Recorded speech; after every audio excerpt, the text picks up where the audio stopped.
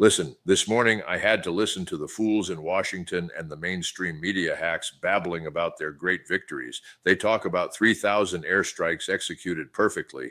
They celebrate because they bombed the area near Mehrabad Airport in Tehran, creating giant fireballs and burning commercial planes on the tarmac.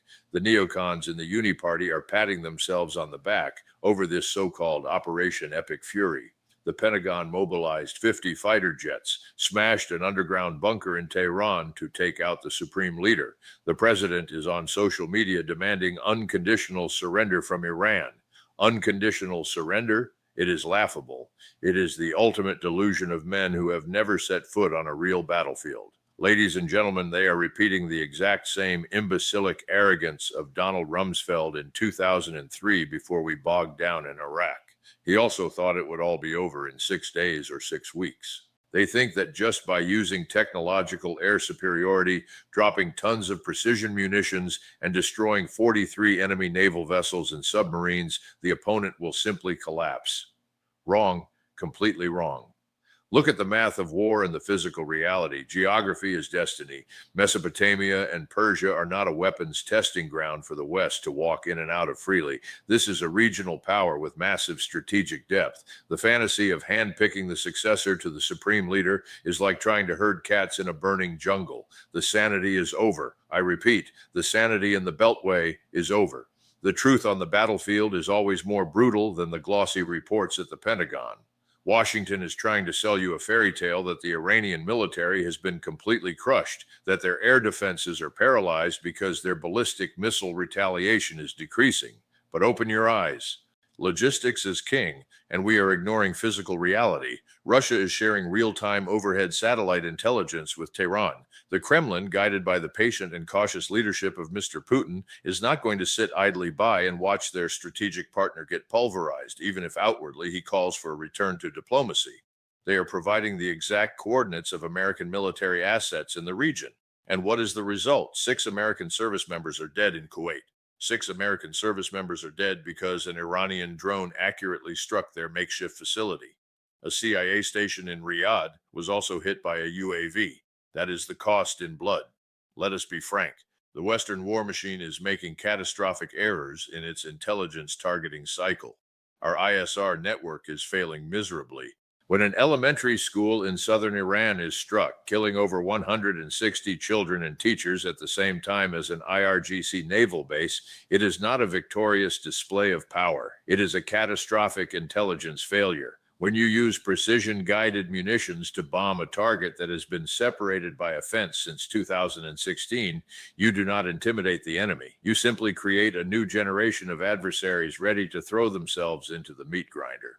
Beijing is also waiting in the shadows, reportedly preparing to pump financial assistance and missile components to sustain this proxy war.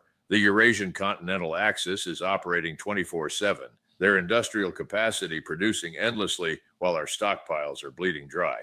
Can we fire Patriot missiles forever? No. The logistical picture exposes the fatal weakness of the American Expeditionary Force. Now follow the money. Why does this stupidity continue? Why is Washington diving headfirst into a quagmire with no exit strategy? Because the donors, the military-industrial complex, and the uniparty parasites want to squeeze the last few dollars out of the blood of our soldiers. Look at the emergency meeting at the White House with Lockheed Martin, Boeing, Northrop Grumman, and L3 Harris. The president is asking them to build more weapons out of fear that our strategic munitions stockpiles will be depleted in a long war. They call it defending freedom and democracy, but it is essentially money laundering through missiles that cost millions of dollars a pop. While the globalist elites get fat, our economy is standing on the edge of a cliff. Brent crude oil has surged past $92 a barrel, skyrocketing almost 30% in just one short week. This is the sharpest, most devastating increase since the pandemic in April 2020. The stock market is bleeding red. The S&P 500 is evaporating rapidly due to absolute terror stemming from the war. The Strait of Hormuz, the critical maritime artery for global energy, is severely disrupted. They think they can use $20 billion in government maritime insurance to cover the losses of oil tankers getting blown up. Asinine, completely asinine. You cannot print fiat currency to solve a physical shortage of hard commodities. The Treasury Department is even crawling on its knees right now. They are effectively lifting sanctions so India can buy stranded Russian crude oil just to artificially suppress energy prices. An Iranian naval ship even boldly docked at an Indian port right in the middle of this multi-front war. We are funding a war through the deliberate destruction of our own economy. The hubris of the neocons is throwing the United States into an unrecoverable financial catastrophe. Look at the map again. Geography dictates everything. America is a maritime power. We do not have the logistical capacity to sustain a prolonged multi-front land war in the distant Middle East. Israel is turning Lebanon into a massive free fire zone. They ordered the evacuation of hundreds of thousands of people within 72 hours and are pouring ground troops into a brutal war of attrition. United Nations peacekeepers are getting hit by artillery shells, with a Ghanaian soldier seriously injured and airlifted out. Mr. Emmanuel Macron of France is frantically working the phones trying to act as a mediator to broker a truce, but nobody cares about a dead man walking like Europe right now. The Western leaders are delusional if they think they can simply neutralize an entire region by force. Impossible. What is the end state of this war? Nobody in the Pentagon can answer that. The purpose, method, and end state are entirely disconnected. America has no clear strategy other than dropping bombs and praying for a favorable outcome. Assassinating the supreme leader does not collapse a system that has been deeply rooted for decades. They are stalling, conspicuously delaying the appointment of a successor because they know how to play the long game of attrition. Much like General Grant's grinding strategy in the American Civil War or Kutuzov's stubborn patience in defeating Napoleon, Iran will not fight us symmetrically where we hold absolute air superiority. They will bleed us dry using proxy forces, asymmetric drone strikes, and global economic disruption. Tens of millions of civilians are caught in the crossfire. The United Nations is screaming about a sprawling humanitarian crisis, yet Western politicians proudly boast about throwing $1 billion a day into this machine of destruction. We are throwing the flesh and blood of our military into a meat grinder that serves zero core national interests for the American people. The inevitable conclusion is staring right in the face of anyone brave enough to look at the truth.